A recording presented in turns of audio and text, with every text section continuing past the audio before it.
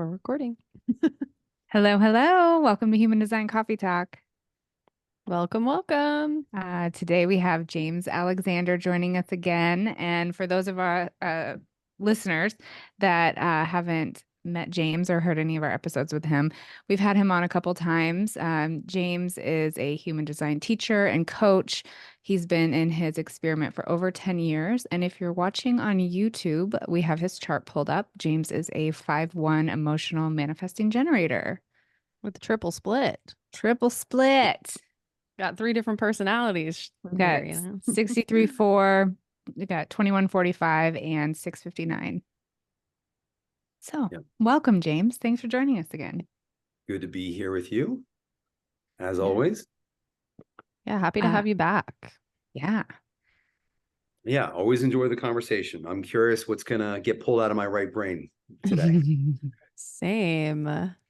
So a couple episodes ago, Teresa and I were talking about 9-centered communication, and Teresa and I had taken holistic analyst training with James, and there was a lot of things in there that, and then James also did a talk at HDHD last year about 9-centered and 7-centered, and just had some great points about it. So we're definitely going to dive into that today as well. Yeah, we were thinking we really should be bringing up these points that he brought up because they were so good. And I really haven't heard of anybody else putting them side by side and saying, you know, this is 7-centered, this is 9-centered. And this is not to say that if you're behaving in a 7-centered way, then you're not living according to your design or da-da-da. These are just ways to incorporate this awareness into your daily life and into your experiment. And we all are going to have moments of 7-centered conditioning, and that's all going to peep out. But if we know that there's another way to go about things, that just helps us learn as we go. Well, and it's like you said, awareness, just moving forward with the awareness. Yeah.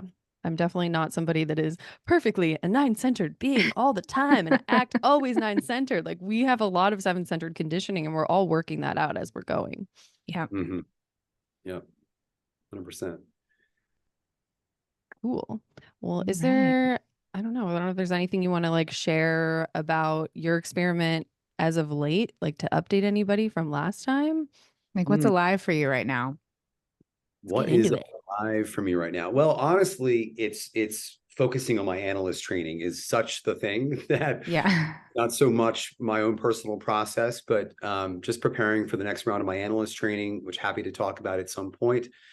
You know, one segue into this conversation about 9-centeredness might be talking about my prior experiences with other spiritual modalities and awareness paths before I came to human design. Because actually for about 10 years, what I focused on was essentially 9-centered communication. So I'd be happy to share that with you all if you're interested. Yeah, do get in it. Let's go. Yeah. So it was a very different context, and I'm not going to explain all the different aspects of that spiritual path, but the kind of the mission, if you will, was to participate consciously in the evolution of consciousness. And the practice of that, the concrete practice where we kind of met once a week in a group setting, was to learn how to communicate from different aspects of ourself, right? To kind of see which aspect of ourself is showing up in the dynamic.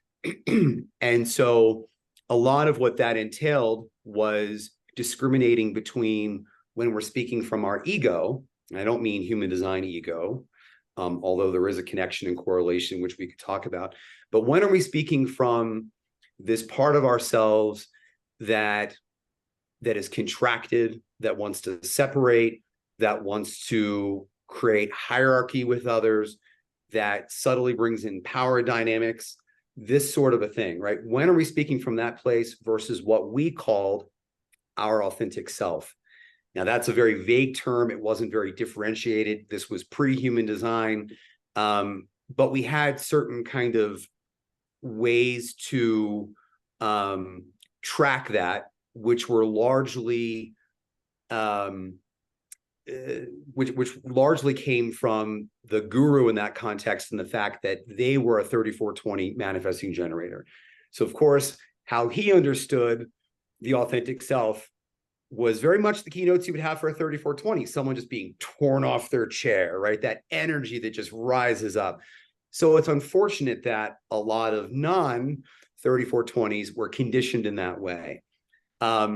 It was not entirely accurate for me, but as a manifesting generator, there was something I could connect to just about the sacral energy, this expansive energy, right? So we were learning to communicate from different aspects of ourself, and we got to observe what would happen in the group container, right? When we spoke from our authentic self versus speaking from our ego. Mm. And very predictably, when you speak from your ego, the energy of the room drops, right? And so, Teresa, you and I got into a related conversation on your podcast some time ago, where what I said was the true guru is really the space and how that gets mirrored back at you. You know, you put something into the space, right? And then it just gets mirrored back. You know, you get to see, how did I show up? Where was I really speaking from? So that was the practice. You know, I was not living in an ashram or anything like that. This was a satellite community in the Philadelphia area. And I did this for the better part of 10 years weekly. And there's a lot I could say about it. I mean, being a guilt motivation person, transferring to hope, one of the dynamics I was always exploring was, to what extent do I let the train go off the tracks when I can see people are showing up from their ego, when they're activated, when they're triggered? To what extent do I let the train go off the tracks because there's fruit there too? And to what extent do I take the wheel and try to redirect? There's not a systematic answer to that. It's a read the room type of a situation, right? Sometimes the richest conversations where letting that train go off the tracks, letting people get into arguments with each other, creating a lot of tension, and then seeing where that took us. And then sometimes it was doing a subtle redirect so that we really were anchored and rooted in our authentic selves. And, you know, and that created a feeling of expansiveness, you know, in the group. And it's much like, if you're familiar with Quaker, I don't know what they call them, but Quaker sessions, if you will, or Quaker, Yep. yeah, they really wait for the spirit to move through them. Mm. And that was a lot of it, was like, when is the spirit really moving through you? And getting really familiar with those kind of internal energies and sensations, and then seeing what that does to the room, which would be more engagement, more cohesion, an uplift of energy versus the contraction that the ego would bring. The last thing I'll say about this is that after participating in that community for a number of years, I started to work with a retired doctor turned spiritual teacher, and quite an interesting guy.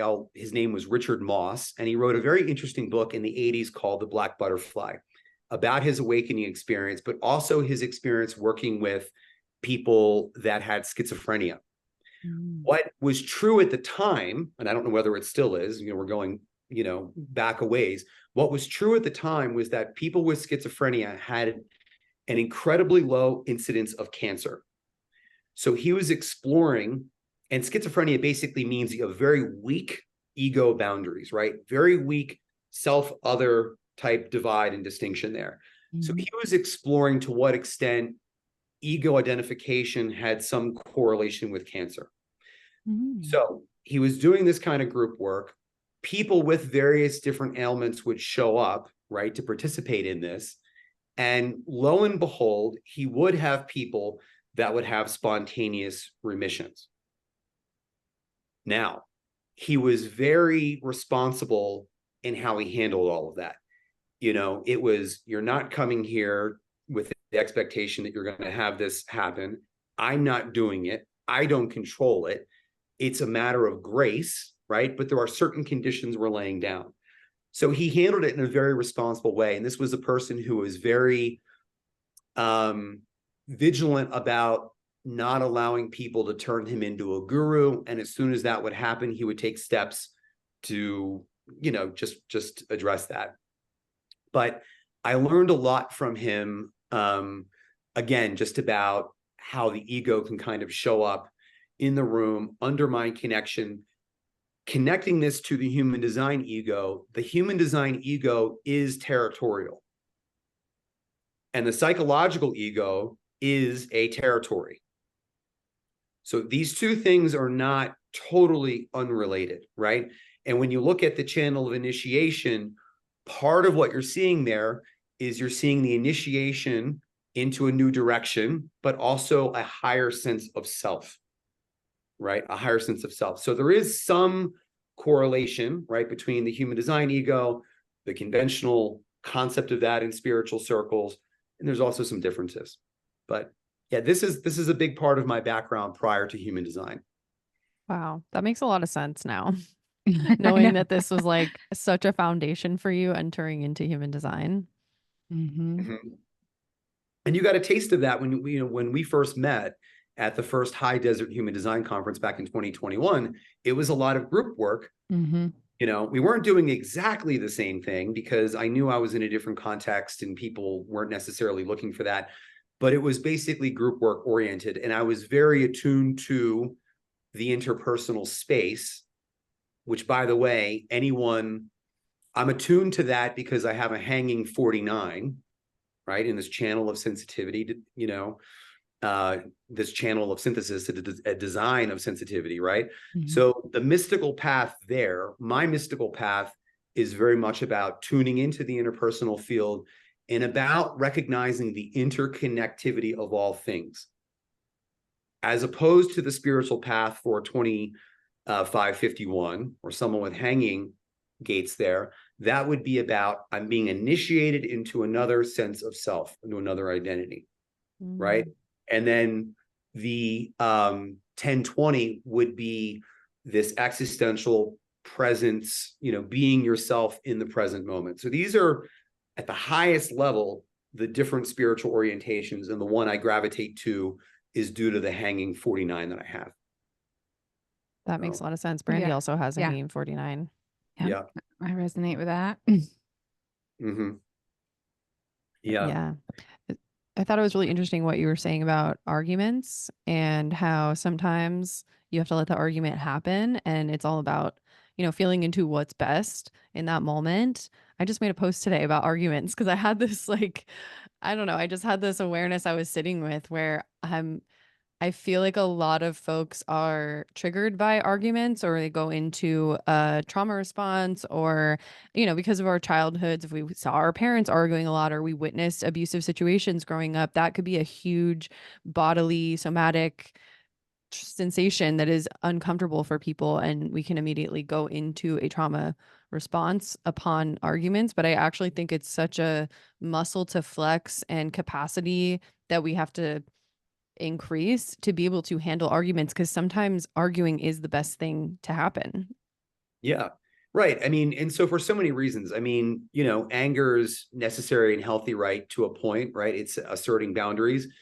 And so what I observed was that, and this is very much the way that I work with the not self, is the not self needs to air out. It needs to show up, and it's going to show up in safe context. It's going to show up if you have a safe enough relationship with your parents, with your romantic partner, with your closest friends. This is where it's going to air out, right? And so this was a context in which, this was a group of about 6 to 8 people were meeting weekly for years. Yeah. So we'd built that trust. It was an intimate space.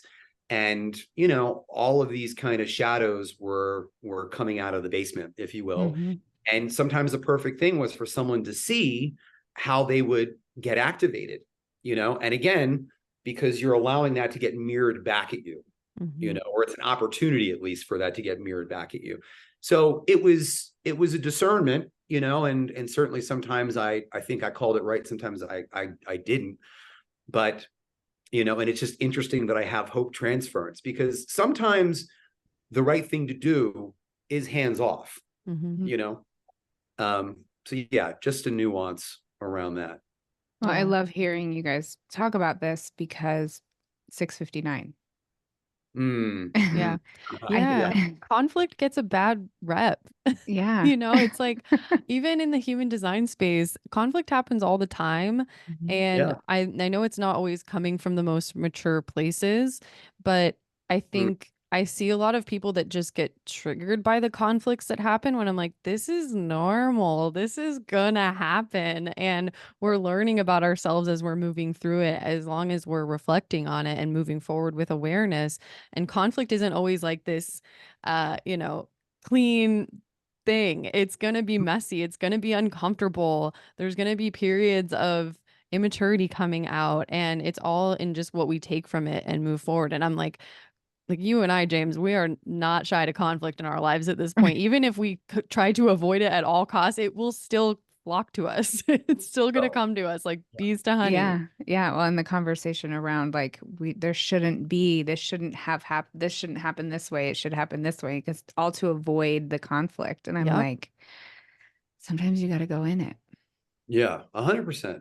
Yeah. And, Teresa, you and I had a conflict about a year and a half ago, I guess, at this point. And, what was beautiful was that we were invested in each other and really brought a lot of awareness into, what we said to each other in those moments, right?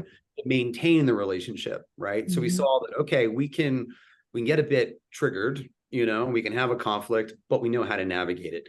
And I really think that it took our friendship to the next level.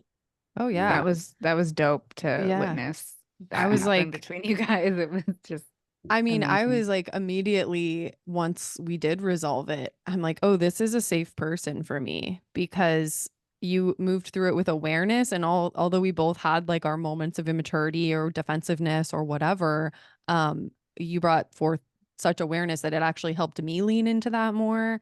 Mm. And like my not self or my immature self would just want to break the bond and be like, I'm never talking to you again because my Mars in a third line, I get really defensiveness and I'll just want to break a bond. And that's not always correct for me. I mean, sometimes it is, but in this instance, I knew from my authority that it was actually correct to deepen the relationship and to use this as an opportunity for both of us. Yeah. And look, sometimes it's not, Yeah, you know, it's totally. something Mhm. I say to Right. people who are splenic, right? But, undefined emotional, I say, you're not meant to talk to everyone about, and have difficult conversations. Some people are crazy and you're best to just let that be. But the trend is going to be toward the dysfunction, toward the hiding, toward the avoiding confrontation and truth. But, there's a time to say, no, this person, there's nothing to salvage here. Yeah. But we knew that there was. Yeah, it was a beautiful moment. Yeah. And I think, we've talked about this with your design. You have the ability to be highly perceptive of another person. And me as a second line, sometimes it's uncomfortable to have others perceiving me um so intensely because I already feel naked. And then when I have somebody in front of me who's highly perceptive and is going to call certain things out, I can want to run away from that. Mm. And I just want to note that that is the type of coach that you are as well, where you're not going to let people get away with things necessarily. And yet Right. you approach it with this love and kindness and warmth that makes it okay. Like, even if it is uncomfortable, it's ultimately what the person probably needs to hear or receive. Hmm. Yeah. No, Yeah. it's colored. I definitely will not tell people everything that I'm seeing if it doesn't serve them to hear it. Yeah. It's not about me, right? It's about whatever is, needed for their situation. So yeah, 100%. Yeah. Some tribal leadership. Really, though. Yeah, Yeah. it is. Yeah. Speaking Yeah. of, I'm curious. I know, so my husband Thomas is also a 2145. Brandy is. So this awareness that I had this last couple weeks, just witnessing all three of you and noticing, okay, the 2145, especially if they're the only one in a community, are really the ones to see what's healthy for the tribe, what's healthy for the community, Mhm. and what's not. And I know you've both had experiences with that. And I feel like the 2145 often gets a lot of hate from Mhm. people who don't want to feel left out of a community or don't feel like, we don't want to hurt people's feelings. But ultimately, you guys have to be the heavy and say, no, this is not correct for this particular community, or this community Mhm. is not open to this mutation that's trying to come in, or this just isn't safe for this, whatever it is. Yeah. Yeah, I was wondering if you had anything to speak on about that. Yeah. Well, as a matter of fact, I've gotten some flack from deliberately trying to ban a certain person from the High Desert Human Design Conference because they have shown up in a way that made a lot of people feel uncomfortable. And those people confided in me. And that person has a reputation of using very violent language, right? That kind of stems from their background, right? But very violent language. And didn't conduct themselves in a way that was trust building or safety building by being very interruptive, cutting people off, cutting me off in workshops that I was hosting, things like that. And so, yeah, it sometimes, and I'd love to hear Brandy's experiences because I'm sure she can relate. You have to be the heavy. You have to be the one to kind of have that difficult conversation and to make a stand. And it's unpopular, but someone has to do it. And, you're right to use the word safety because the 2145 is an extension of the whole splenic side of the chart, splenic care, right? You might wonder, like, wait, is it more on the right side of the chart, left side? Where does this factor in? But, it's actually an extension of the splenic caring, So it very much is about filtering for who and what is healthy and right for this community.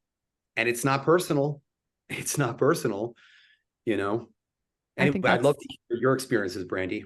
Yeah, absolutely. I noticed that what I find myself doing often is having a conversation with the individual one-on-one, and being pretty heavy in the one-on-one because what I'm hoping for is accountability. If you can show me that you are aware of this and that you are, taking action towards, if this thing were to happen again, it would, you would have awareness around this. It would be different responsibility, accountability. Yeah. And a lot of times that's when they can't handle that. And so I'm like, it's not a fit. This isn't good for the tribe. Right. And I have to, and unfortunately, but fortunately, I'm the one that has to do that all the time. I've learned a lot about doing that, having those conversations and kind of deciding the health of the tribe with my undefined solar plexus. But that's gotten a lot healthier over the past, I'd say 18 months to a year. And almost like hardcore in the past 6 months. Yeah. But it is that this, and it's not personal. That's the thing. It's not personal. Doesn't mean you're a good person or a bad person or anything. It's just like, I have a tribe that I have to look out for, and you're not contributing into the health of the tribe. Right. Yeah. 100%. It's about fit, right. It's anything else, right. You don't get the job, not because you're necessarily not qualified for the job, but was there a fit? Is there a cultural fit? Right. Right. Yeah. And I think that everybody, even in human design community, all the communities, everybody takes everything so personally. And I think as tribal beings, for myself, it's easier for me to zoom out because I'm not thinking of myself. Yeah. Right. Like pretty much at all. Right. Maybe I should think about myself more, but but with my design, it often looks like I'm making decisions for myself, but all in all, they benefit everybody. So it's kind of this weird dynamic that I have going on, but it's not personal. It doesn't mean you're a bad person. It doesn't mean you're a great person. It just means you don't fit this in here. You don't contribute to the well-being. Exactly. Yeah. And, in that, a couple of things there, that's why we need to be able to be in a position of authority where we can make those decisions. Yep. Right. This is why in my analyst training, I interview everyone I haven't already worked with to make sure, because I know, Brandy, I bet as a 4521, what I always say is, I'm going to hold your hair when you puke. I'm going to be there for you, to the bitter end. Yeah. But I have to have a response. I have to feel like, A, you're mature enough to go deep, because we're going to go deep in the contemplations and the work that we're doing. And I have to feel like I can hold your hand through it from time to time as needed, you know? Yeah. So, and it was interesting at the first High Desert Conference, there was a situation, and lo and behold, it was the 34521s that were like there in that immediate environment that stepped up and were like, okay, we need to make sure everyone's safe here, and et cetera. Right. Yeah, you So, guys have the willpower to take care of the tribe in that way, and that's what I've yeah. seen with Thomas too. It's like, and I think the it's not personal thing is really important because I've seen Thomas have to make decisions like this that make his life more difficult. Like if he was really Yeah. thinking of himself, he'd be like, I'm just gonna not get involved with this, you know? But it's like, no, this decision has to be made, even though more work is gonna fall on me, or, you know, my life is just gonna be more difficult because of this, because it's so important to him that the tribe remains healthy in that way. And not Yeah. only healthy, but it's everybody in it is a representation of. Yeah. Mhm. And that's a direct reflection of us as Yeah. like for me as a 2145, that's a direct reflection of me. So I need to maintain not the Yeah. perception of it, but the actual energy of it, the actual vibes, you Yeah. know? And I know those of us with, like, I have a ton of individual circuitry. So there is wounding around not feeling included and feeling like Mhm. I'm getting kicked out and like I don't belong somewhere. So I do Mhm. want to be sensitive to folks that have a lot of individual circuitry and have experienced that before. And again, just knowing that it's not personal, it's not a right fit. It's not like you're a bad person, you're a shitty person, whatever. It's just that your mutation or um, whatever you're bringing to that space just isn't correct for those people at that time. Right. Oh, And 100%. sometimes they'll remove themselves and it's kind of wild. And I'm like, so my stepdaughter, she is she a pure individual? Why do I feel like she? I think Yeah, she is. I think she's a pure individual. 214. Yeah, yeah. Okay. Sorry, I was looking at her chart in my head. She when we moved, we're all the rest of my family is very tribal. And when we moved, she had decided not to move in with us. Mm. But there was no like hate or weirdness or anything. She was just like, not my vibe, you know? Yeah. Of course, us being tribal, we took it kind of personally. We're like, why don't you want to be in our tribe? Which can happen too, right? Where the individual is like, I'm Right. out, not the tribe for Right. me. You know? And so, but she would come over for dinner and come over weekly, you know, and still like participate in our family. It was just like that. Like she removed herself. But it's interesting because she just got her first apartment. And last night we went to the store. Well, we went out to dinner for her birthday because she just turned 18 and then she got her first apartment the next day. And such a 2145 or not, yeah, 21. No, not 2145, sorry, 2551. Got her own apartment. So we took her to the store because I was like, oh, channel of preservation, and we're all tribal. We're like, you need to make sure you have what you need. So we went to the Dollar Tree to buy her like a bunch of cleaning supplies and all these random little things. And we went to Walmart and like dropped another several $100s on all these things. And she's like, I wouldn't have even thought of any of this stuff. But it was like kitchen shit and like tongs and toothpicks Yeah. and, you know, all the Right. stuff. And me and Andy are just like throwing shit in the cart. Like, you're going to need this and you're going to need this. And if you Like don't have a tribe to take care of you, you're Yeah. initiating into a new identity. We need to you're support going to need you in all that. this stuff. Yeah. But anyway, all that to say is like sometimes they can remove themselves and it's not Yeah. personal to us as Yeah. tribal beings. Yeah. Yeah. Well, I think this is a great segue because, thinking about nine-centeredness, one of the features of nine-centeredness is not taking anything personally. Reality is impersonal. Your design is impersonal. you know, that's quite something to think about, right? Yeah. Yep. Your design is impersonal. The way your mind works is impersonal, you know? None of that was chosen, we just have to. So, life isn't about us. We belong. We're here to contribute, but it isn't about us. Life is impersonal. So I think that's one of the most important aspects of nine-centeredness. Because, another thing we could say about nine-centeredness is that awareness is alchemical, but it's really only alchemical to the extent that you perceive things through a lens where you understand that everything is impersonal, right? That way you have a right relationship to what you perceive. It's not sticky. It's not burdensome. It's not triggering, right?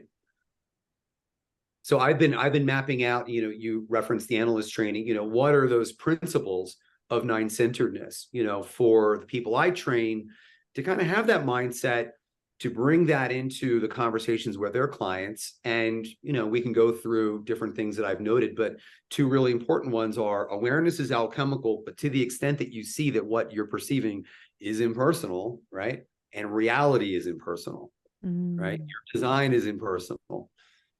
So what do you say to somebody that asks you how to not be apathetic at the same time? I mean, apathy is a defense, right? So apathy means that you're disengaged, right? So there's wounding there that needs to be sorted out, right? And apathy is a 6-line wound. Not that that's the only way to get there. And, people that are kind of in a frozen state or disassociated state, apathetic, they really need to learn to be present with their immediate environment. That's really the medicine for disassociation. And, one thing to say is the medicine for these things is often horribly and painfully boring. And it is what it is. It's the capacity to really, I mean, boredom is like the final gatekeeper toward being. There's so many things you got to work through. And then the last step is, can you be bored without contriving a problem, without needing some sort of stimulation, right? Can you actually just be with your present experience? But it's an interesting question what you raised, Brandy, because I have a friend who says, yeah, well, I'm desire motivation and I transfer to innocence. But what's my transference to innocence versus passenger consciousness? But passenger consciousness is about being fully present and embodied. Transference to innocence is a checkout. It's a disassociation. It's, you're no longer in here. You're up here. It's a numbing out. And people who numb out actually have the most to feel. There's a backlog. Yep. Yep. That's why it's just, they're keeping it at bay, and they need to be in a safe environment to start to, just start to tap into some of that as much as they can handle over time. You can't do that. You can't rush that process. Yeah. Sometimes what happens though, it's like a dam getting broken and it's like, oh, Yeah. all the things that you have not felt for sometimes years are now just rushing through. Yeah. Being able to titrate that is a skill. Titration. I like that word. Everybody will get their medicine when they need it. This gal that I've known for a really long time, she is from Iowa, moved to California. She did a video. I don't know how recent it was, but I just saw it yesterday. It was a quick little reel or something talking about she used to go dancing with a group of friends every week, and everyone's like, dancing is medicine, dancing is medicine. She's like, this group started to break apart, and then all of a sudden nobody was going dancing. And she said, so I went by myself, and I actually got the medicine of dance when I went by myself. Wow. I received the medicine when I was doing it for me, so I just thought that was profound. I was like, whoa, shit. Yeah. So that being engaged in your environment, what you were talking about. Right. Yeah. And that's a way I hear people often cite dance as a way that really helps them connect with their body, connect with the environment. I mean, it can be fun. I think the legacy sort of spiritual, direction was be ascetic, meditate, all this kind of stuff. It doesn't have to be that, it doesn't have to be that. And painful. if people are feeling really apathetic, even engaging with your environment, if you're feeling stuck sitting, looking around your house, that's when our houses can, kind of just fall apart and things are everywhere. It's like start engaging with your immediate environment. It kind of pulls you right out of that. 100%. Yeah. Anyways, Yeah. hot tips for if people are looking for balance. Yeah. Well, another part of this is that, when you see something is off in your life, well, let me take a step back. It isn't, we have to kind of address things as they arise, right? And so there are times in our journey that are calling for the trauma work, right? And we might do a chunk of work, whatever that looks like, whatever modality you use. And, you might be good for a few years until the next chunk of work shows up. Another layer is there to be faced and dealt with. But I think it gets to another principle, which is that life is emergent, right? Life is emergent. And what that means is that emergence replaces intention. The old 7-centered path is intention. The new path is surrendering to emergence. I have to share a quick story. I'm like cheering. If you're watching on YouTube, you see me cheering James on. We have a biocharger at Inner Space. It's a modified Tesla coil surrounded by noble gases. It's really cool. It whomps you with energy. The company, when I was training on it, they're like, yeah, have your clients, set an intention. And that just started to feel like really like from the mind. Like, I don't want to set an intention. So I went in there one day and I set no intention and I just found what emerged, witnessed what emerged. It was the most profound shit the most profound biocharger session I've ever had was watching what emerged and not letting the intention of my mind smother what needed to emerge. And holy shit, does that change things? Yep. Yeah. Because intention comes from our minds. Right. It's what our mind thinks we want Condition. to. Yes. Yeah.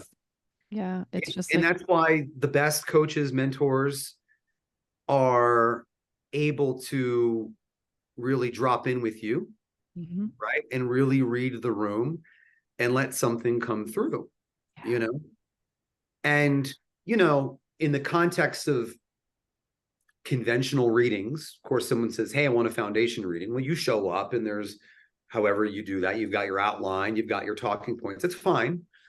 And create some space for something to come through. Like, what is really alive for that person now? So when I do readings, I have that outline that I'm adhering to, I allow that space to kind of just show up and reveal what that person's really grappling with. But then in the coaching context, it's all emergence, and so it's important in the therapeutic context. It's important to let go of that habitual intention making that we've all been conditioned with from the 7-centered spiritual baggage.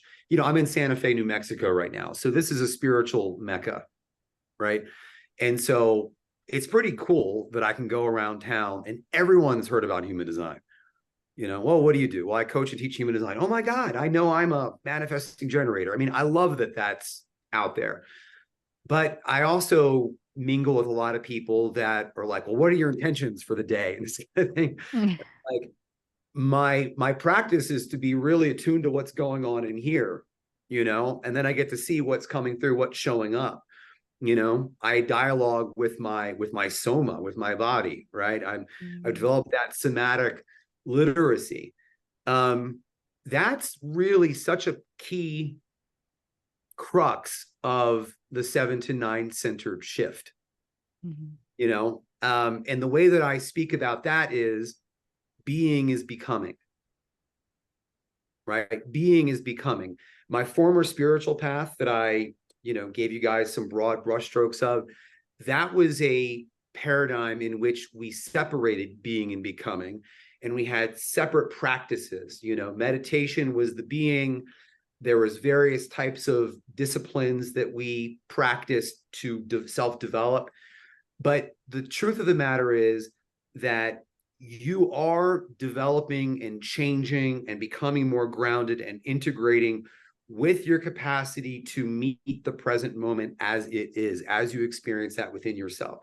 So the most important principle, when people say, well, tell me about somatics and how do I start working with that? the most important principle is really simple. It's called interoception. It's just your capacity to, direct your awareness internally and start to get familiar with the patterns of how your energy moves, the sensations. As a solar plexus being, my emotional wave is in my physical solar plexus up to my mid chest. So my practice that I started years ago, and it's not even a practice anymore, was just to redirect my awareness from here to there throughout the day. Mm-hmm. And just, I'm living, okay, tune into that question. Yeah, I'm feeling a little unsettled about that right now. Or, I'm feeling excited. In either case, I'm feeling intense. So if I'm feeling intense, I can't be clear. These simple things, the capacity to really just meet your experience is the meet your experience in your body is the most important insight you could take away from the field of somatics. Yeah. Right? And I have to say, it's so refreshing to, like James was just visiting me here in Phoenix for the last week. And we spent a lot of time together, and to be able to be around somebody who is constantly checking in that way, and we're checking in with each other. And okay, we had this plan today, but what are we actually feeling right now? And it involves really tuning into your body and seeing where your energy is feeling pulled, and being aware of the other person and how they're feeling.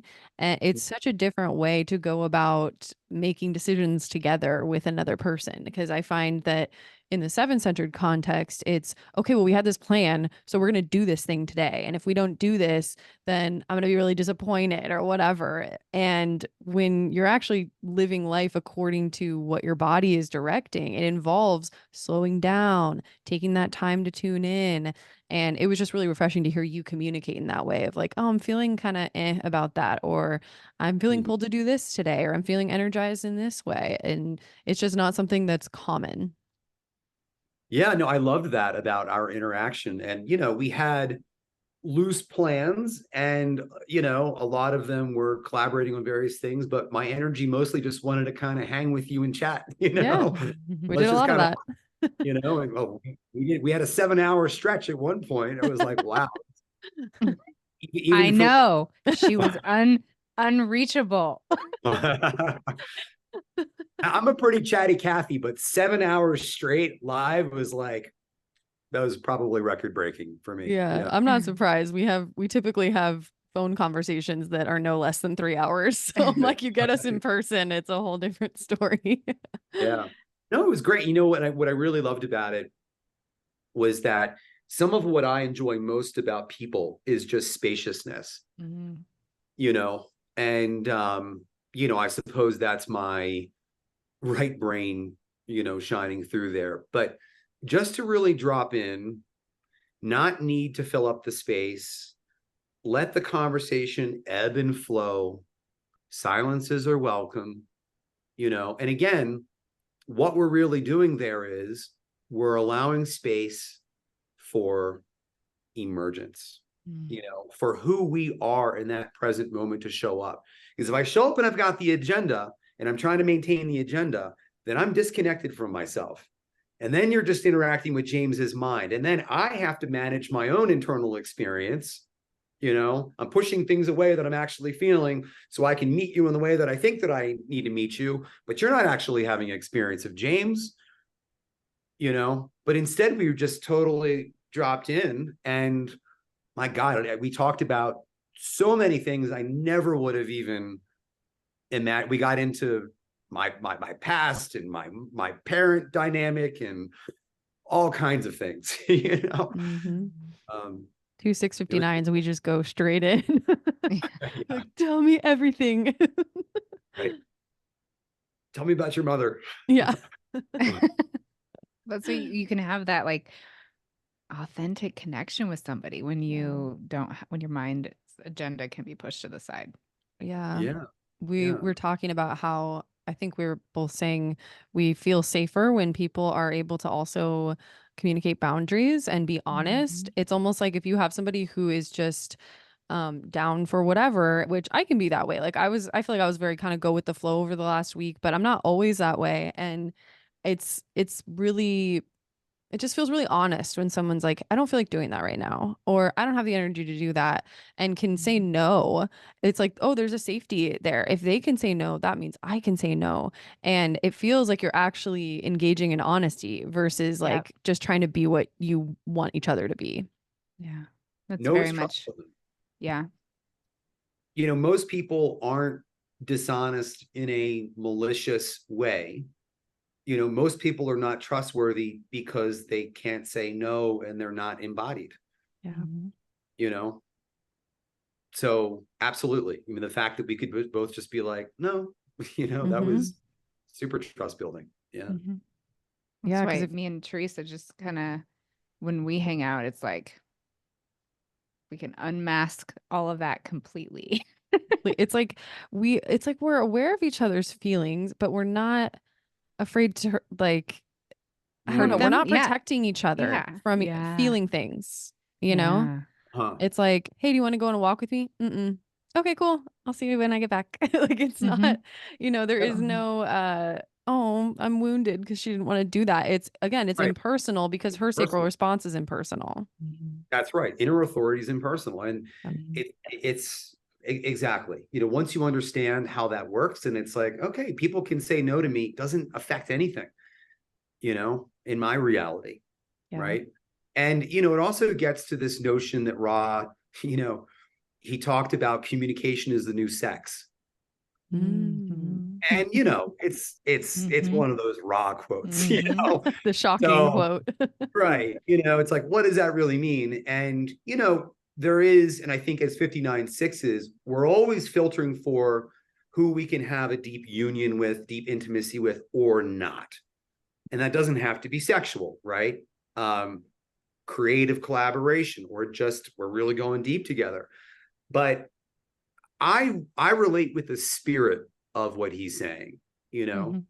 It is sexual in some sense. It is deeply satisfying and gratifying as a 59/6 to be able to go deep with someone, you know. It is regenerative for me, you know. But it's another feature of nine-centeredness. It's not that sex is going away for us. It's not going to be something the raves are interested in, but it's that there's another feature of our purpose, which is to express outer authority, you know, and to communicate our unique differentiated reality and give other people a glimpse into that. That's a good one.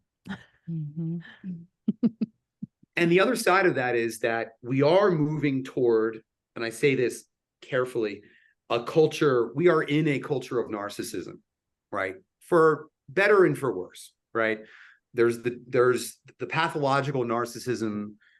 Yes, that's happening more and more, but really the healthier expression of narcissism that I believe Ra was pointing us to is just that society is so complex now, and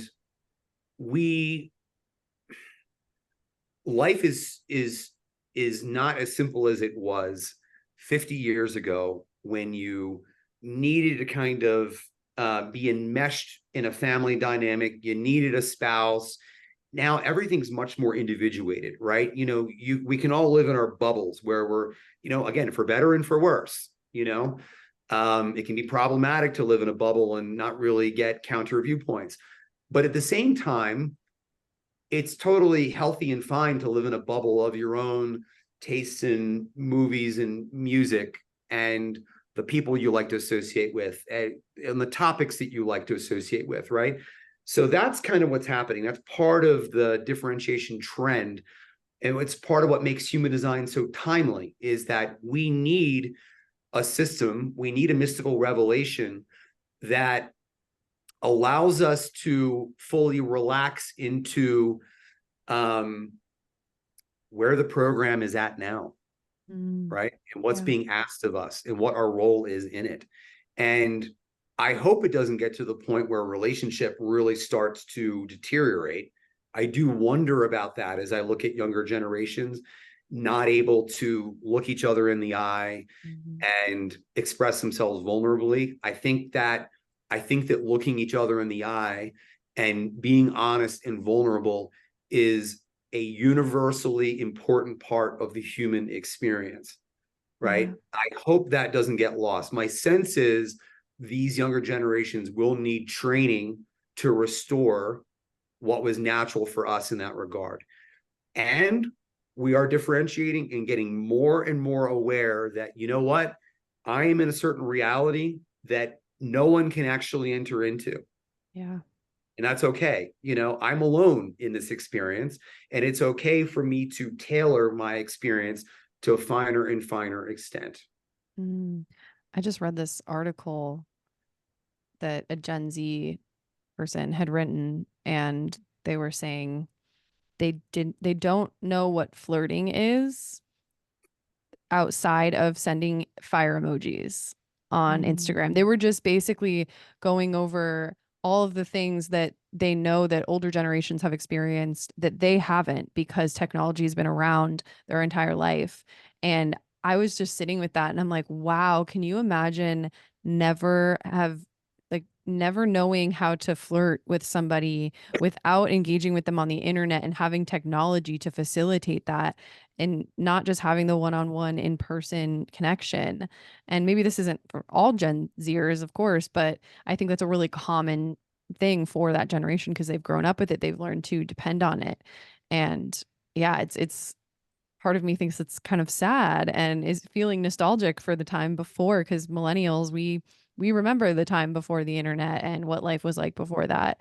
And it makes me just feeling kind of sad for those future generations that they have to almost work to get that. They have to be an outlier to get that because not everybody else is doing that.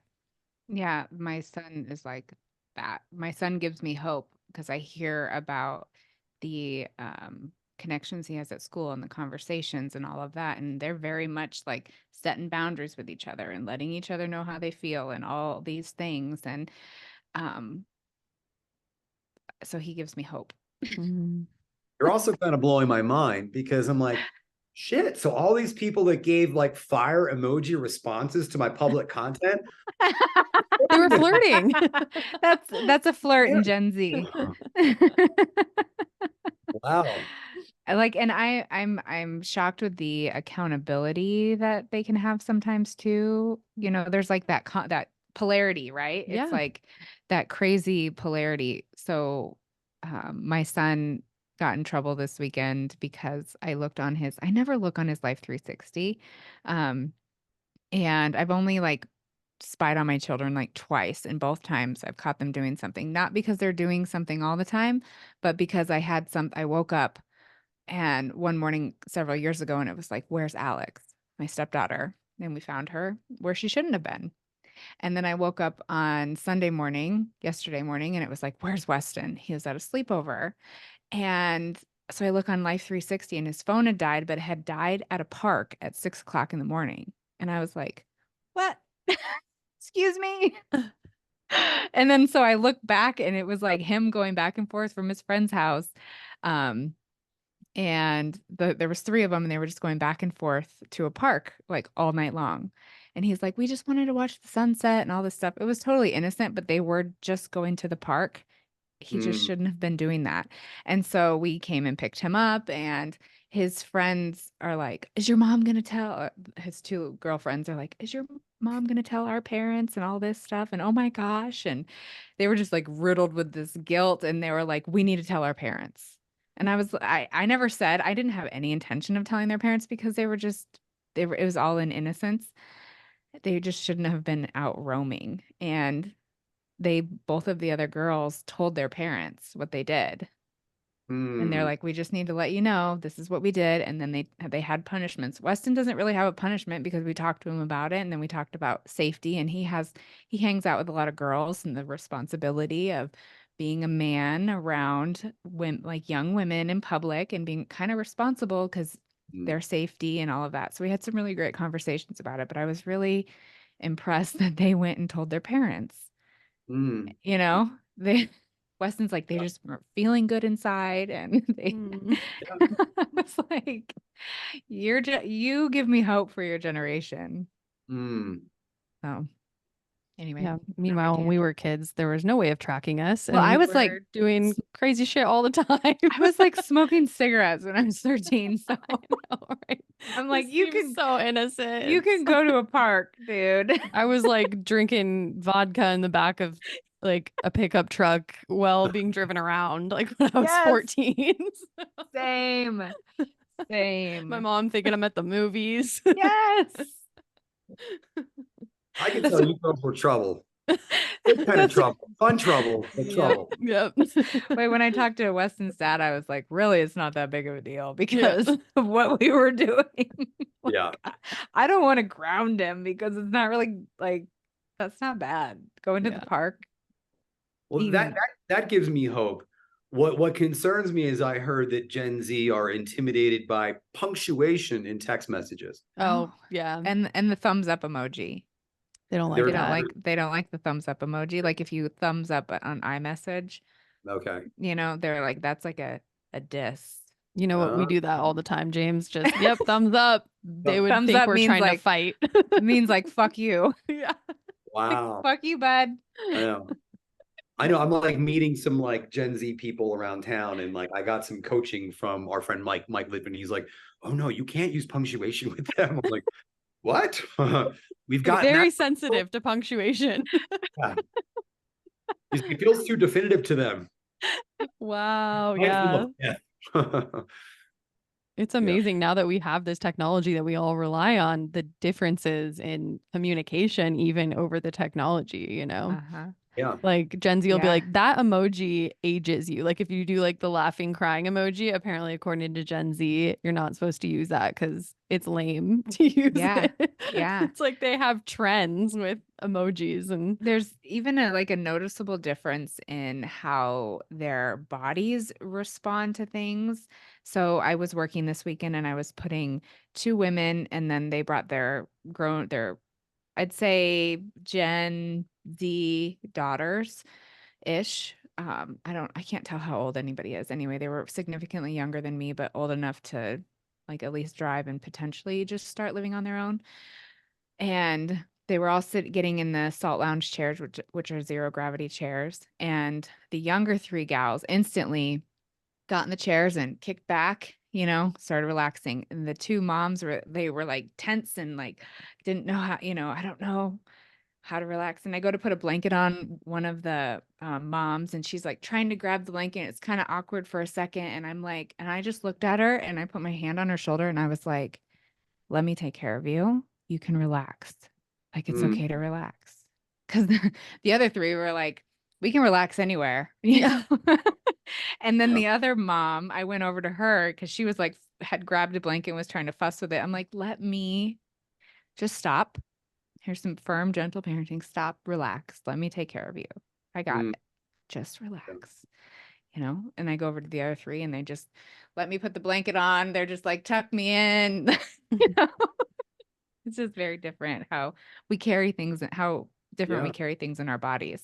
Yeah. And then how we're all kind of like that in between generation. That's like, I want to be relaxed. Yeah. So my takeaway from all this is communication is the new sex, but with no punctuation. With no punctuation. And no laughing, crying emojis, and no thumbs up. Never ending sex. There's no punctuation to it. Yeah. It makes me wonder if the younger generations are just naturally falling into like a more nine-centered way of being. In ways they are. Without even having any awareness of human design, just watching my son interact with his friends. There's no hierarchy. And anytime there is like the smidgest bit of hierarchy, they like call it out and they're like, we can't have that. And I'm like, wow. There's no like amongst his friends, and almost even in school, there's not so much that differentiation or that contrast of like popular kids and not popular kids. Interesting. Okay. Yeah, that is interesting. But what I wonder, I mean, what I still see so much in the culture is just things like victimhood, you know, like the whole woke movement, you know, where basically people are trying to claim power through victimization and garnering support and sympathy. And unfortunately, this is a very big feature of the human design community with adults who should know better. That's some Yeah. heresy right there. I thought we're do go on. Well, back to I'm not not, taking things personally. I'm not going to cite anything specific, but it seems like, so I kind of tune out. I'm a mountain environment. I'm taking the high road, but the extent to which I become aware of what's going on in the social spaces, partly through you, Teresa, because you're very tapped in, with your network, is, it's sad, to say the least. And I think what these people aren't seeing is that you're not signaling an inner stability to your client base. Boom.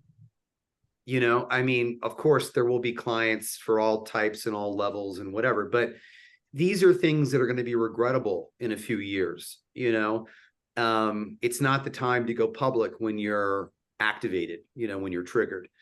And it seems like recently there's been quite a flurry of a lot of these sorts of public outcries.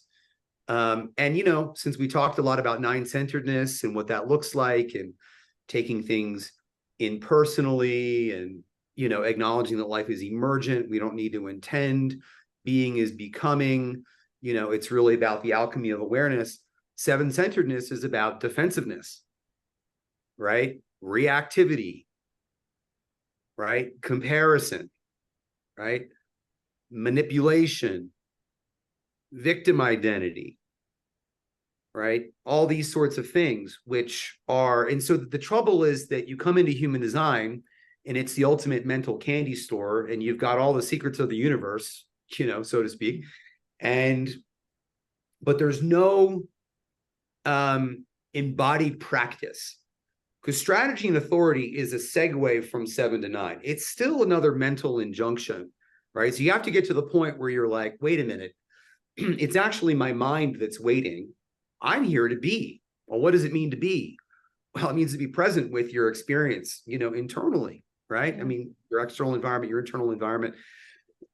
And I just don't think that few people are going through a process by which they're discovering nine-centeredness from the inside out. Instead, they are seeing a career opportunity based on knowing fucking goddamn keynotes. Mm-hmm. Damn. Yeah. There's no good career just from knowing keynotes. Yep. That's not enough. Yeah. It's pretty superficial. I mean, yeah, anybody can memorize keynotes. Anyone can memorize keynotes. So your whole career is based on having a good memory? Yeah. That doesn't seem like a viable service to other people. Being right? able to regurgitate lectures. Right. So it's unfortunate. It's kind of, it's a young field. This is where we're at. But, what I kind of hope for the field is that more people have a process where they can really, because everything about nine-centeredness is bottom up, not top down. In other words, top down is intention. Top down is effort. Top down is force, right? Top down is I've got an outcome that I'm shooting for. Bottom up is what's really going on in me, and let me move through that, right? And then you're on a ride. You don't get to control, when you face things, when you shed another layer. I mean, you just have to surrender to that whole process, right? But it's bottom up. And I just don't think that that's been modeled. I don't think there's really an established path. It's something I'm very interested in creating. I had the good fortune, I guess I would say, of doing a lot of that work before I got here, so that when I got here, I wasn't naive about what strategy and authority was going to do for me. I knew that it was, right on and not enough, Yeah. Mm-hmm. And I think the people I respect the most in the field are people who have some sort of a background, so that they don't have a distorted, inflated, grandiose notion about what human design can do for you, you know? And I want to say something about this because I saw someone recently post on Facebook, a client of mine that kind of dips in and out of my life periodically. And long story short, she's saying, look, I've been in the experiment for X number of years, whatever that is, 3 or 4 years. I'm taking it on radically. Let's take her at face value and say she is. What I also happen to know about that, she's like, but my life is just a total mess. And I've got this ailment and that ailment. And I've got, you know, boyfriend who's dangerous and so on and so forth. The trouble is that it's not just about waiting. It's about how are you living as you're waiting? I mean, are you getting shit-faced drunk every night? Are you still in a mode of behavior where you are trying to manipulate and control the situation? You can wait like that. You can say you're waiting, right? But you have to do other types of work so that you're really tracking what's going on in here. So you're really reading the room. So you're really respecting other people. There's just a lot of the human condition is so complex. It isn't all addressed by strategy and authority. Yep. You know, it's not all addressed by strategy and authority. And I do think that nine-centeredness is something to do with the relationship between, it's something to do with the solar plexus, right? It's something to do with solar plexus, the solar plexus binary. And what people who are in that binary, right, with feeling cognition or touch cognition are pioneering, which is energy work, which is deeper interpersonal awareness, which is deeper somatic awareness, right? But ultimately, it's about dropping in and experiencing more, including more in your experience, right? So I just said a lot there, but you know, there's a lot of nuances to all of this, and I'm personally responding to creating pathways for people to really do the work, right? And creating a space in which we can synthesize these different modalities and see how they work together and can complement each other, right? Because there's very few modalities out there that are categorically 7-centered. It's most often the case that they can be 9-centered. It all depends on how you work with them. Are you empowering that person to control their life with their mind? Yeah. Right? Or not? Mm-hmm. Mm-hmm. So this is the evolution of the field that I would like to see, and I'm contributing to. Yeah, I think bringing this back to the chart is not the territory, it's a map, and you need various tools to navigate that. It's not just, it's too black and white to just say strategy and authority is all you need, or knowing this information is all you need, which is such a trap that people can fall into. And I myself even fell into that for a period of just kind of rejecting all my tools that I had acquired over the years and being like, I don't need that. And then coming back to those tools and being like, oh, thank God I have these. Thank God I know these. You know, and it is true. It's like you can make any modality. If you approach it with the mind, it's going to be mental. You know, we've talked about this with using tarot as a tool for deconditioning and a tool for self-awareness, but it can easily get hijacked by the mind if you're looking at it through the mental lens versus, you know, what emerges in my body when I'm engaging with this tool and what awareness is showing up for me. Mm-hmm. Yeah, 100%. Yeah, it's unfortunate that legacy schools, you know, dissuade, well, more than dissuade. I mean, they actually don't allow you to incorporate different things. That's a real disservice to the field and to everyone involved, honestly. You know, there's no other way to put it. It's just a disservice. Yeah, it just makes it feel culty. It does. It does. My way is the highway, right? I mean, yeah.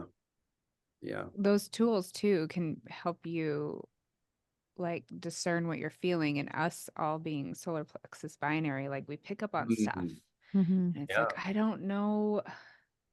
There's not a word. What's the word? You know? kind of can help us figure Mm, all that out. Give us mhm. language around it. Yeah. Yeah. Yeah. And the journey, you look, the three of us are so sensitive. We're picking up on so much that, we've been trying to deal with that by numbing out in various ways. That's why, the solar plexus binary, people in that binary can be very hedonistic in order to just kind of, ugh, I'm just getting way, and you don't even know at a young age what you're feeling and why you're feeling it. You just know, I feel uncomfortable around people or in this environment, so we're gradually building that muscle of being able to, again, understand everything in an impersonal context, which creates safety, right? To just see the impersonality of all of that, the impersonality of your own inner authority helps you understand the impersonality of other people's inner authority to find safety, and then be able to tune in more and be like, wow, I'm actually getting a lot of information that's a gift, it's part of my outer authority, but first we have to just not run from it. We can't be threatened by it. We have to remain centered in ourselves with all of that esoteric information we're picking up on, right? Because that's what it is we're talking woo-woo stuff, the solar plexus binary. Oh yeah. It's like, I think of a friend of mine I've known for 20 some years. He's not in the experiment. He's a single definition projector just with the channel of initiation. And I remember years ago, before I knew anything about human design, he'd come to me kind of suffering and be like, I know things. I don't know why I know things. He's like, don't think I'm crazy. And, now we've talked about human design. I said, of course you know things, and he's solar plexus binary, super open chart, projector, but there's so many people that just think they're crazy. My friend Denise, years ago, when we started to become friends, she has inner vision, and she was like, you were the first person I could confirm inner vision with. She was doing graphic design stuff with me, and I would just picture the logo or whatever, and she would just read my mind. Wow. And it was emotional for her. She's not even emotional to track that. Oh my God, this is valid. I'm not insane. I can trust this. That's how Brandy and I's friendship blossomed, was sharing stories about feeling cognition, because I'd never been able, I'm sure I've been around other feeling cognition people, but never been able to articulate it with somebody, because we had tracked it in our awareness for some time by the time we became friends. And it was like, oh my God, I'm not crazy. These things are tracking. Yeah. Yeah. It's such a relief. It's yeah. To be able to just acknowledge these things that are shunned and discredited from mainstream culture. The reasons why Trace and I were drinking alcohol in the back seats of cars when we were 14. Yeah. I don't want to feel all the things I'm feeling. There's too much coming at me. I don't know what's Everyone to numb it out. Yeah. Which just goes to, a lot of what people are doing, whether we're looking at addiction or any type of dysfunction, is they're really trying to meet a need. They don't know a better way. And again, that's moving away from the seven-centeredness is punitive. Yeah. It's very punitive. It's very judgmental, right? And so we, wag our finger and say, well, you should know better than to do these kinds of things. But there's something you're trying to meet. I had a strange situation a couple weeks ago with a guy, and I don't really want to get into too many details, but long story short, we made an agreement in a certain situation, and then things changed. And so the agreement had to change. And man, he was livid about this. And he was in a very different context of understanding. We're like, but you said this and you kept your word. I'm like, man, but there's so much that's changed between then and now. I can no longer agree to this. I can no longer respond to this, but it gave me a reminder of like how judgmental seven-centered spirituality is. I remember back in the community I told you guys about, it was always just, we would slide into beating each other up. And you can see it in the human design spaces, right? The not self stuff. Policing each other. That is, and it's like in human design, you have this weapon almost of somebody's chart to be like, you're being not self, Guilty. And I'm guilty of it. I'm a 10.6. So there's Same. this, awareness Mhm. of behavior, and that's where we can come across hypocritical when we're calling it out, saying this behavior is not good, and Yep. then doing it ourselves at some point. But Yep. that is so common in the human design space. It's like, I can see why some people don't want to share their charts publicly. I mean, I think as a practitioner, you have a responsibility to do that, but Mm. I can see why some people are hesitant to do that, because it's like, I just want to be myself and not have people be saying, well, you shouldn't be behaving this way because you have this in your chart. And it's like, let's allow that to emerge. Let's allow Right. my expression to emerge. I don't even know how some of this is going to emerge. How can you know how Right. it's going to emerge? And It's also our charts are our potential. We have the potential. Mm. Yeah. Yeah. And it's like, yeah, who are you to say where someone is living in relationship to that potential, to that differentiation, right? You can't Right. force that process. Again, it's choiceless, Mhm. right? And the other thing is 99% of the time, they don't actually even have enough training to know the nuance of what it would look like for you to be fully differentiated. So they're totally blind to something else, which might actually legitimize what that person's doing. So it's problematic for all the reasons that we well understand. But yeah. Absolutely. Um, I had seen a post that you did. I was like looking over your Instagram earlier since we're working together, and Mm. you talked about how promises are seven centered. And that just made me think of it because of the story you just told, this person trying to hold you to something. And I think this is something we hear too, is like, oh, defined egos can make promises. And then you're like, wait a minute, promises are actually seven centered. Do you want to elaborate on that? Yeah, well, it's like, look, I make agreements, but the agreement stands within a certain set of conditions. In this particular situation, the conditions radically changed. Mhm. I didn't, they just did, and so I had to reevaluate, and it's, as a defined ego, it can feel so bad to not keep our agreements that, you know, we can hold ourselves to things that are no longer correct Yep. and beat ourselves up, you know? That's what I've noticed as an open ego. It's like, I'm very sensitive to witnessing defined egos in agreements that Yeah, that I can feel they don't have the will for. And I'm just like, God, why can't you just release this? right. Yeah, I mean, it's gate 40, line 1, which I have, is called recuperation. And I've really had to live that.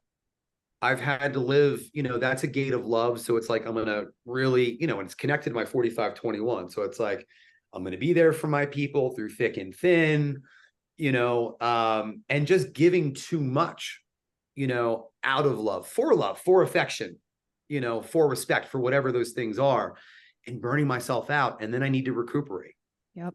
and it was like this really draining cycle, and, again, it goes back to the wisdom of saying no, having boundaries, and you look at my chart again, this is other more nuance of really knowing how to work with charts. You look at my chart and you think, well, he's got a defined ego, he's got a defined solar plexus. This guy probably doesn't have boundary issues. Well, I don't think I would have them at the same level if I had those centers undefined, but I have had to figure out, how much do I have to give? How much do I owe here? What's the fair exchange? Where am I respecting myself and my people that I'm in service to? Yeah. It's like constantly reevaluating the bargain. Constantly The evaluating bargain. Well, the bargain. yeah, and having and understanding like when we are in agreement to a certain bargain, it's like incredibly black and white. Like Mm. this. Oh, that last thing, you shifted that and to an or. Now that's not the same. It's not the same. Yeah. It's Yeah. not the same. Yeah. It's true.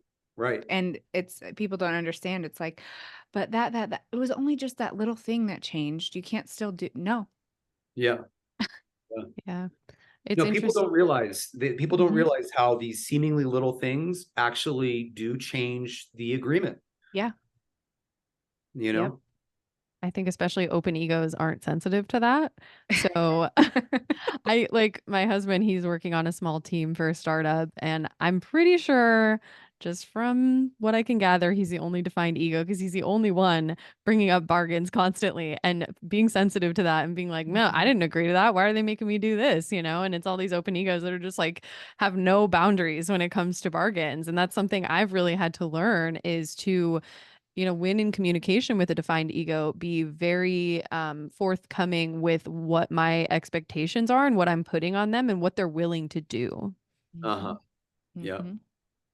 No, that's great. Yeah. But that's come through trial and error and immaturity, right? I've had to witness myself having these expectations and almost, I don't know, I feel like this might sound harsh, but sometimes I think open or undefined egos can almost use the willpower of a defined ego. And then you have an expectation that they're going to provide for me in some way, or they're going to do this for me. And you're not aware that they have very set clear boundaries that you have to adhere to. Then you get energetically bitch slapped by that defined ego. That's what this is reminding me of. Like, so our son is the only undefined ego in the house out of 4 of us. He's completely open. He's in ego school. He'll be like, but you said we could do this and that. And I said, no, that, or or Big yeah, we can difference. do that and that if it's before 6 o'clock and you're asking me this and it's 7 o'clock, but you said. Yeah. He's like, he gets more activated. He's like, no, we had a deal. We had a deal. And I'm like, you're switching the word up on the deal, or the deal expired at 6 p.m. Right. Yeah. I was like that as a kid too. It's Deals constantly are time bound. Yeah. Is Yeah. learning how to bargain with the defined ego. That's something that, like, as an open ego child, that is a skill you have to finesse. Weston will always come in and be like, so I have a bargain for you. Or Yep. he'll be like, he calls Teresa Tracy. I don't know why he knows her name, but he just calls her Tracy. He'll be like, is Tracy available? I need to talk to her about something. And it's about, and I can sense that he's about to approach me with something, but he like wants to like text Teresa or text Teresa about A something. lot of times it's because he thinks that I have more pull with you. And so he can ask me and try to get to you. And I'm always like, I do not make decisions for your mother, my dear. I'll always be like, well, maybe she'll do the bargain if you ask her. It's so funny watching that dynamic. But then also bargain. seeing how people are doing that as adults too, understanding their, definition in that center or not definition. And yeah. And then as defined egos, like, I don't know another word, but I want to say responsibility of understanding that we're only 30% of the population and like the probability that we're interacting with an undefined ego is pretty high. Pretty high. Yeah. Yeah. Yeah. And if you think I think it's a pretty even gender divide from what I'm aware of, 17%, 17%, so yeah. I mean, I often find I meet women with defined egos who complain about men being pathetic. And I'm like, of course you're going to say that, You're not as sturdy and reliable as you are, Right?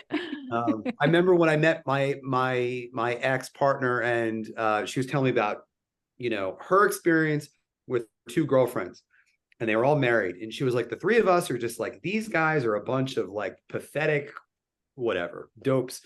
And I was like, I bet you they all have defined egos and the guys don't. And sure enough, the guys were trying to do all these things. Oh, we're going to shoot guns out of helicopters. We're going to do this and that to try to prove that they're strong, that they're whatever, So it's a funny thing to kind of observe, particularly between the sexes. Yeah. When they're like, oh, he doesn't have drive or passion and you have like an undefined innocence motivation. Yeah. Maybe undefined root, like undefined root. Like, yeah. Like, it's just love them for how they are. That's why I love reality TV is you can often find people's birthdays. And so you can at least like get some general information. And then you'll be like, there's this one show I've been watching where the woman, her main complaint, she's an undefined ego, but her main complaint is that her man doesn't have passion and drive and ambition. And she has all 3 channels from root to spleen, and he is like a mental projector, so he has nothing below there. And it's like, wow, if only they knew human design, like all of these complaints, it's just her trying to get him to be in his not self, and it's wild to watch. Yeah. Yeah.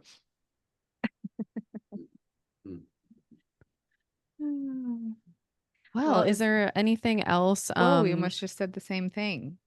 Ooh, picking up on the vibe. Is there anything else that you want to share around, observations you've made with either just within the world at large or the human design space or whatever in regards to 7-centered versus 9-centered? I might need a more specific question. I mean, I think I kind of like what came through today, Yeah. about 9-centeredness and 7-centeredness. We can certainly see a lot of the people platforming themselves as victims, that kind of thing is seems like a daily occurrence in the social spaces, the reactivity, the defensiveness. So yeah, I think we've kind of covered, I'm curious what practical advice you would give people that that might be hearing that and either feeling shame because maybe they've done that at one point or another, or um, maybe they're just aware that that might be a tendency that they have. And I think when people listen to a heretic, they can feel very called out and make the universalizations about themselves. I know I do this sometimes when I hear some heresy. It's like, oh, I've done that before. That's about me, and that's not the point to this podcast is to shame anybody. Right. It's just to bring awareness to this. And I don't know if there would be any kind of advice you have for people that have been in that. Well, to break the pattern, the universal here is to break the pattern, you have to feel the thing that you don't want to feel. Because there's something that's showing up where you automatically go right over that and you go into defense mode. And whatever that looks like for you, you want to get on social media and you want to talk about how wronged you've been. There was something you couldn't be with, right? So that's the universal that I can speak of here. I mean, there's an art to working into what that is with the person, right? To uncovering that. What was that difficult sensation that there's a story wrapped around that goes back to when you were 6, right? And the key to really break the pattern is really to develop capacity to feel those difficult things, right? There's something that, and it's funny too, because the conversations online they're so mental. It's about, I've been wronged, or it's about like your opinion is wrong and mine is right, or the source material says this, not this. And the body doesn't care about the right and the wrongness of all that stuff. That's not what it's about. It's just about, there's something in you that didn't feel safe. There's something in you that felt comfortable.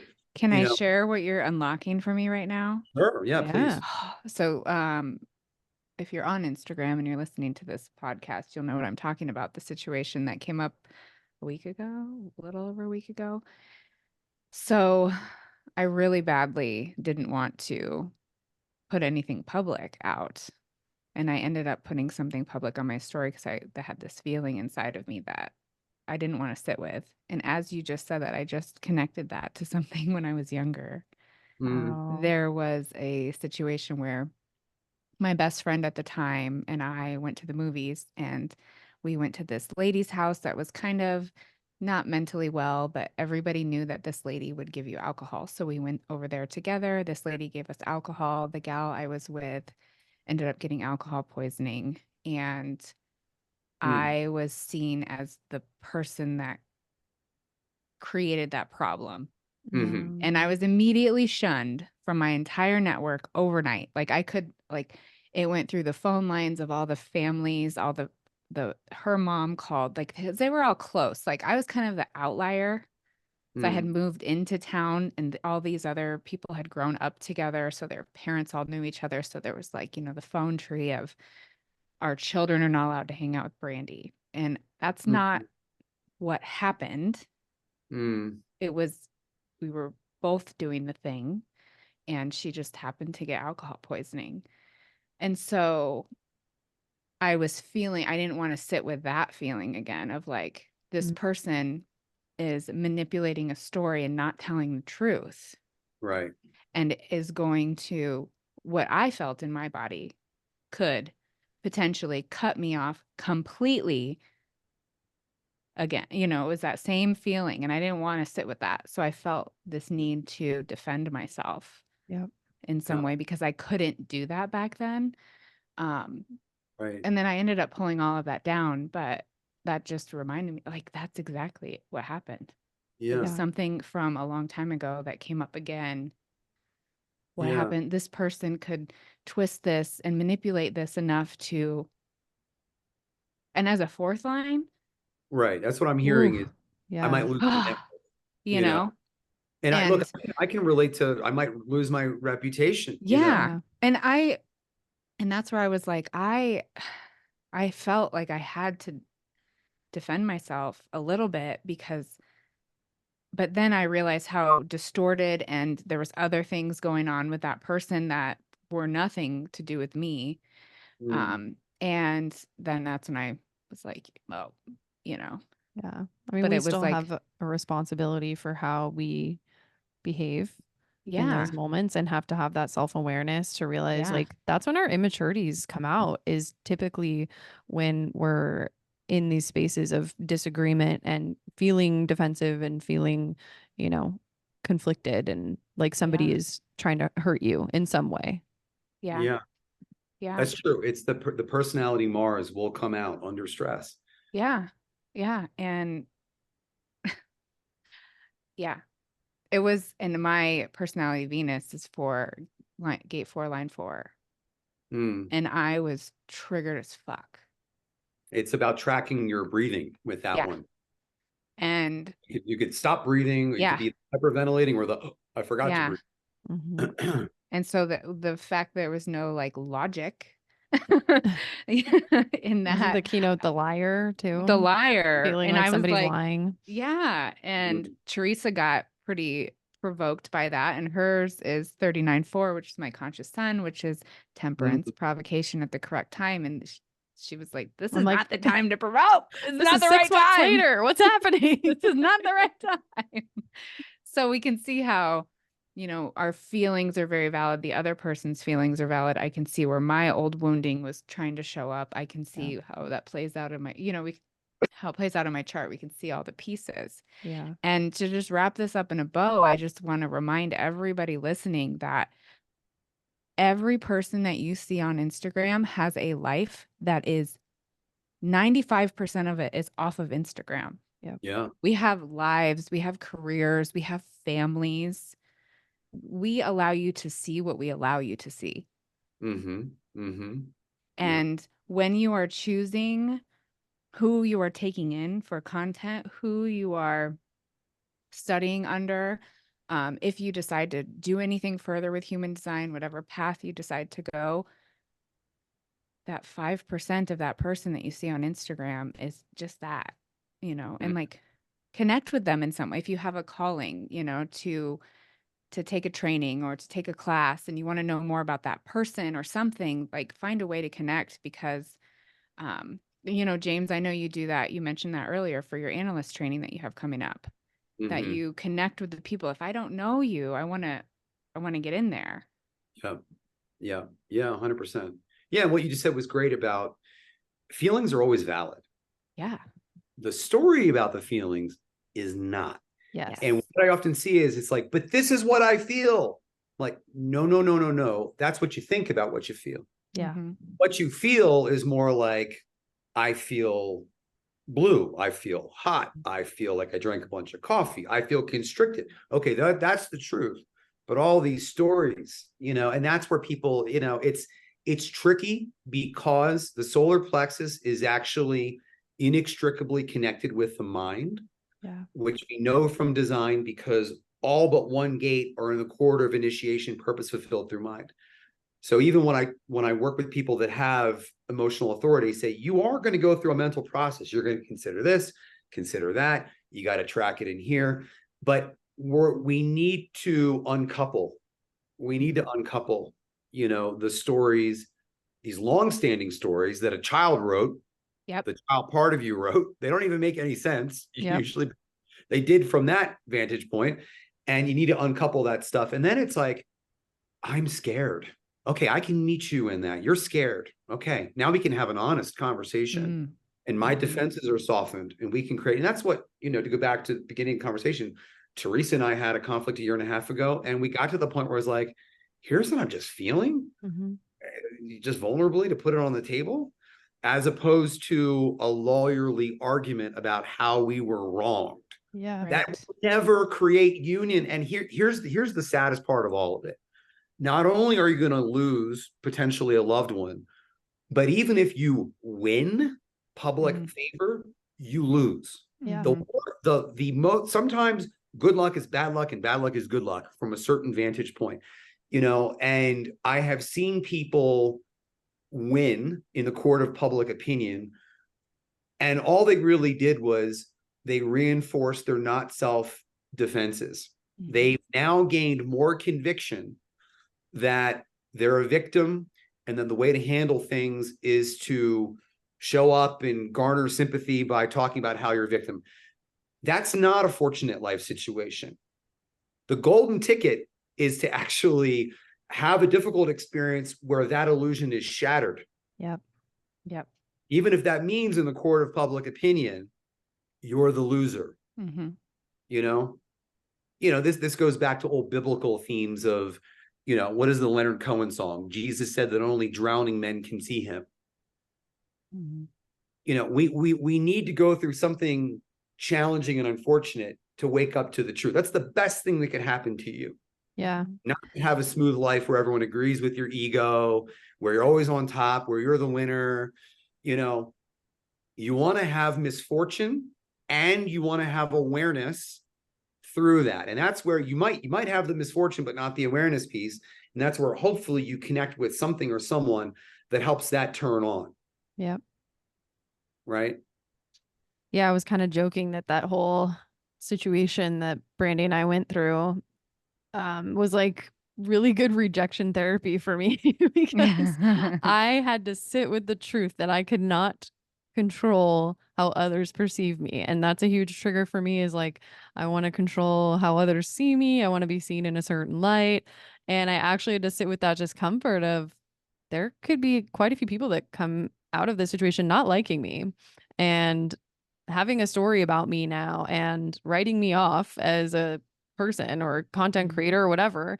And I have to be okay with that. And so sitting with that discomfort of like, oh, there could potentially be a lot of people that don't like me and I can't do a single thing about it, was like very humbling and good for me to sit with those feelings. Especially as a fourth line, because we know the shadow there is hanging on to the wrong people opportunistically. All the fourth lines I know had to go through a journey with that of these are, they have to admit that these are toxic people. Yeah. And you're only hanging on because you think you're going to get something out of that relationship. Right. Yeah. You've called me out for that before.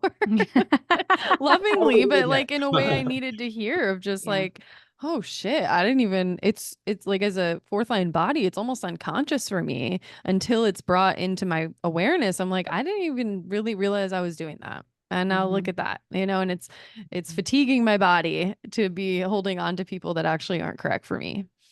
Yeah, 100%. For the opportunity to better yourself or to boost yourself up. Yep. And look, as a fifth line wisdom, one aspect of fifth line wisdom is just to see that the court of public opinion is a kangaroo court. We're living in this world of perceptions, right? We know how much we've been misunderstood, which is where we start to realize a lot of what is said about everyone isn't true, or at least it's not the full truth, and then we as fifth lines have to really develop capacity for the type of scorn that we get and just know that's not me. You're upset with an effigy of me, with a representation of me. It's not me, and the people that are on my fractal will see the real me, That's some good medicine for fifth lines right there. Yeah. Well, segueing a bit into, you have some upcoming stuff. And, Brandy and I have been really excited to share with people about your analyst training. We both went through the first semester and learned a lot. You went really deep into things that I wasn't seeing anybody else talk about. And even just the space that you create is this very, like just loving and open space where you feel safe to go into those deep shadows that emerge. And also you're such a deep thinker that you can really tell that you put a lot of time and consideration into your coursework, and what you bring forward is stuff that I've never even contemplated while looking at the chart. So it gets my mind, it's like a positive mental pressure for me, or a healthy conditioning for me to think of things in a way that I would not think to. And some of the points that you brought up in your lectures were stuff that is incredibly potent when delivering a reading or when in session with somebody and going over their chart. And it's, again, things that I hadn't heard phrased in this way.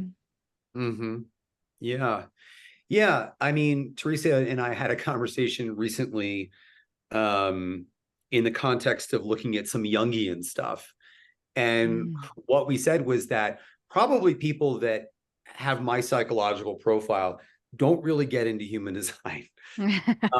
That's the way I think I'm just an outlier here, because there's so much stuff that obviously is half-baked, hasn't been thought through.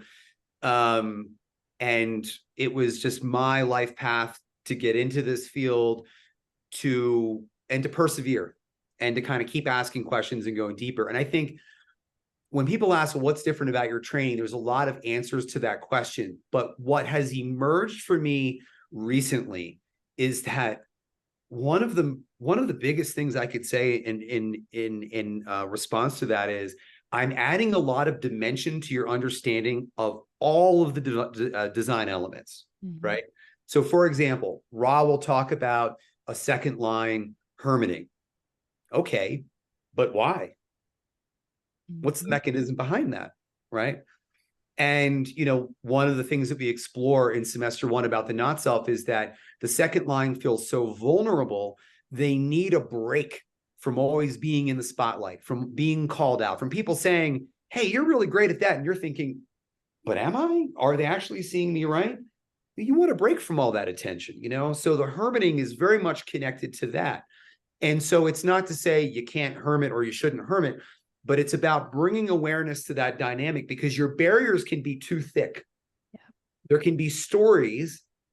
Yes, there's a mechanical barrier, but that mechanical barrier is being informed by your relationship to certain stories that might be making you too guarded, too self-protected, right? So what I'm doing is I'm really showing you the psychological dimensions of the lines, of the profiles, of the gates, of all these different elements. Third line, for example, well, they make and break the bond. Well, not just willy-nilly, because it's 2:00 on a Sunday, you're going to break the bond. So often the breaking of the bond is really driven by shame. The bond is really meant to be broken for awareness. They need space to gain awareness. Okay, great. But there's an art to doing that. You shouldn't have to burn the bridge. You don't need to go nuclear. The nuclear approach that the third lines can go to has so much to do with power dynamics, because of the third color, power dynamic stuff going on there, right? Power dynamics, pride and or shame, different sides of the same coin. So if you really want to work with clients in a deep level and really affect change in their lives, you can't just show up with the same textbook keynotes. Like, as I said earlier, that's not a career. Just memorizing keynotes, that's not a good career. Yeah, that's a piece of it. That's absolutely an essential piece of it. But you need to develop the art of working with someone. You need to be anchored in your own inner authority, have some sense, some foothold in nine-centeredness, and you have to understand the dynamics and the challenges that people are coming to you with due to their aura type and the wound that's there. What is the wound in their profile? What are their coping mechanisms, and the lines that make up their profile? All these things help you paint a richer picture, more deeply connect with your client, and really affect change. Because what I actually hear a lot of people come to me and they say is, I've already had 3 foundation readings and I'm tired of people just reading the definitive book to me. Yeah. I've already read all that. I want to go deeper, you know? So this is an opportunity to do that. You bring intimacy to the parts of human design, like all of it, like the richness and the depth and the things that I never even thought about. Mm. And then the way that you phrase it and the care that you have around the language that you use makes it feel safe to take it in and to, I could just drink it in. Yeah. Just and like, You make it feel safe to question things too, because I think a lot Mhm. of us just take things at face value. And I'm guilty of doing this for a while, just being like, whatever Ross says is the ultimate truth. And you even lovingly call that into question of like, okay, Ross said this, but let's dissect that. What did he mean by this? How does this show up in our lives? What's the deeper thing here? And not just taking everything Ross says as absolute fact and truth, actually learning about what our truth is, what our personal truth is. it's Yeah. like using Roz as the jump off point. Like, Yeah. okay, and then, Yeah. and Both and. both Yeah, and. both and. And look, you know, I am I want to say I'm true to source, but I'm true to truth. Yeah. You know, I'm adhering to truth, and truth is bigger than any man, any system, any source material. What I think you'll find is some people come to me and they say, well, you know, there are people over here that have really reinvented the system, and then there's Ra. Are you in the middle? I say, no, I'm not in the middle. I'm right here. I'm right next to source. All I'm doing is refining and unpacking. Yeah. Yeah. A lot of what that means is Ra was so hyperbolic when he uses these always and never statements. I need to soften them. Yeah. Right. That's most of what I do is I soften it or I contextualize it. Yeah, he's right. 7 times out of 10, he's right. And that's where that works. Here's some exceptions, and here's why those are exceptions. So it's just more nuanced thinking. I'm not contradicting Ra, you know. And you know, for me, I would not have any interest in working with human design if I left it where most people do, because I think what Ra was so good at was he was a messenger of the system, but it's flat. All the keynotes lack dimension. How do they work together? Why do they do what they do? You know, that's my inquiry. So if that resonates with you, then, you know, please get in touch. And that's what's available, Yeah. you know, in this analyst training. When is the analyst training supposed to start? June 10th. June 10th Okay. of this year, 2024. And it's a 3-semester program. You're not committed to continuing. You can do semester 1 and hey, that's enough for me. You could do 1 and 2. The thing is you can't skip because they do build. Yeah. Right? You only get to 2 if you do 1 and 3 if you do 1 and 2. But you're not locked into anything. It's 12 classes per semester, meeting twice a week. It's dense. The people that are right for this are people who would really resonate with what we're talking about here. They're just willing to kind of question and challenge, and they want more depth. And people that you have to have a certain level of prerequisite knowledge. Otherwise, you're going to be overwhelmed, and that doesn't serve anyone. So if you've done, you know, the preliminary courses of ABCs and cartography, you're probably ready, you know. But in any case, I require a one-on-one meeting for me to kind of vet you, make sure I have a response to you, and make sure you know enough. You know, this isn't just a, you know, buy it on my website and show up, you know, kind of thing. There needs to be a personal relationship with us. Yeah. So, yeah. And I will put the link to more information and how to get a hold of James and all of that in the show notes. I will also be a teaching assistant for James in the next round of analyst training. So that'll be really fun and exciting. Yeah. 2 And just to add, I'm 659s. 2 659. super psyched about Teresa being assistant. Denise Uchuk is going to be an assistant, and so is Nangshi Chen and Mike Litvin. So we've got a real team of heavy hitters here. Do you care to share like their types? Yeah. So Denise is a 1-3 single definition manifester, splenic authority. Mike is a 6-2 emotional triple split projector. Very rare to have a triple split projector. Mike is just brilliant. If anyone knows Mike, I mean, this guy says things and you're like, oh, yeah.